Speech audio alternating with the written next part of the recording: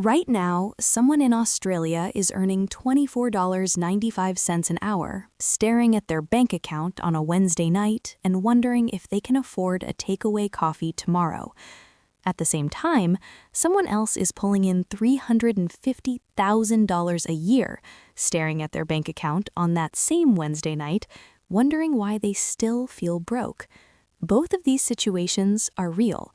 To understand how this is possible, we need to walk through every pay level in Australia, from the national minimum wage to the top 1%, to see exactly what life looks like at each stage in 2026. Starting at the base, the national minimum wage is currently $24.95 per hour. For a full-time worker, that translates to roughly $49,300 a year. After tax, you're taking home about $42,000, which lands in your account as $1,615 per fortnight. At this level, life is incredibly tight. When the average rent in a capital city eats up $500 to $600 a week, more than half of your take-home pay goes toward keeping a roof over your head. After groceries, utilities, transport, and insurance, there is almost nothing left. Saving feels like a fantasy, and building wealth seems impossible. It's important to realize that at this level, the system isn't designed to let you get ahead. It's a struggle for survival that millions of Australians face every day. Stepping up to $60,000 a year brings us to where a large portion of the population actually sits. Since the median individual income is between $53,000 and $55,000, earning $60,000 means you are doing better than half the country. Your take-home pay is roughly $1,877 per fortnight. While life is still a grind, you finally have a bit of breathing room, perhaps an extra $100 a week. At this stage, you're likely living with housemates and driving an older car. However, this is the bracket where intentionality starts to matter. Even small investments of $50 a week into an index fund can grow significantly over a decade. The people who eventually break out of this bracket aren't always the ones who get a huge raise. They are the ones who learn to make their money work harder than they do. When you reach $80,000 a year, a psychological shift occurs. You're taking home about $2,446 per fortnight and out-earning 70% of Australian taxpayers. At this level, you can likely afford to rent a decent place on your own outside of Sydney, and you can finally build an emergency fund without feeling like you're starving. The greatest danger here is lifestyle creep. This is the stage where people start financing new cars and eating out 4 nights a week, only to wonder why they still feel like they're living paycheck to paycheck. The secret to wealth at $80,000 is discipline. If you can keep your expenses at the $60,000 level and invest the $15,000 difference, you could see that gap grow to over $400,000 in 15 years through compound interest. Then there is the magical 6-figure mark. For decades, $100,000 was the ultimate goal, but in 2026, the reality is different. While it puts you in the top 17% of earners with a fortnightly take-home of $2,884 per fortnight, the cost of living has shifted the goalposts. In cities like Sydney or Melbourne, where median rents are pushing $800 a week and median home prices exceed $1.2 million, a $100,000 salary is no longer a guaranteed ticket to home ownership. What used to be a wealth-building salary has become a comfortable survival salary.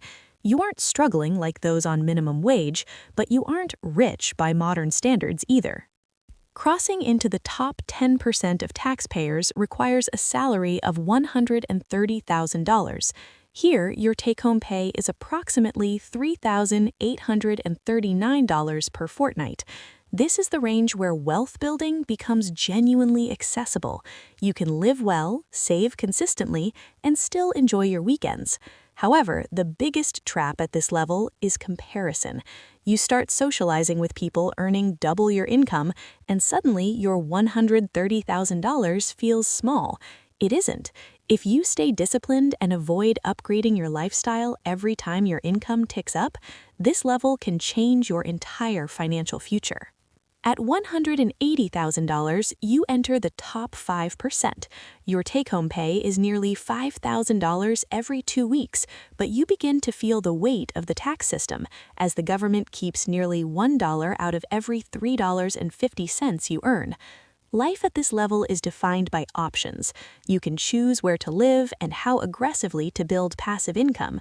Yet, surprisingly, many people at this level still live paycheck to paycheck because of high-interest commitments, massive mortgages, luxury car loans, and private school fees. The income isn't the problem, the lifestyle inflation is. Moving into the upper class of income at $250,000, the focus shifts towards tax strategy. You are paying nearly $88,000 a year in tax, with a marginal rate of 45% on every dollar earned over $190,000. At this stage, salary sacrificing and investing through specific structures becomes essential. If you are disciplined at this level, financial independence is achievable within 10 to 15 years. You have the ability to live in premium suburbs and take international holidays, provided you don't let your expenses rise as fast as your earnings. Finally, we reach the top 1%, $350,000 and above. Only about 110,000 Australians out of 14 million taxpayers reach this height. After paying roughly $130,000 in tax, you are left with about $220,000. At this level, time, not money, becomes the primary currency. The biggest risk here is complacency. High earners often assume the money will never stop, but industries shift and health can fail. The smartest people in the top 1% are focused on converting their active income into assets that generate passive income, ensuring their wealth lasts beyond their working years. The ultimate takeaway across all these levels is that your salary is only half the story. Someone earning $80,000 with a 50% savings rate will build more wealth than someone earning $120,000 who spends every cent. The gap between where you are and where you want to be isn't just about earning more, it's about keeping what you earn, investing it wisely, and giving it time to grow. Regardless of where you sit on the scale today, the most powerful thing you can do is close the gap between your income and your expenses. That gap is where your financial freedom lives.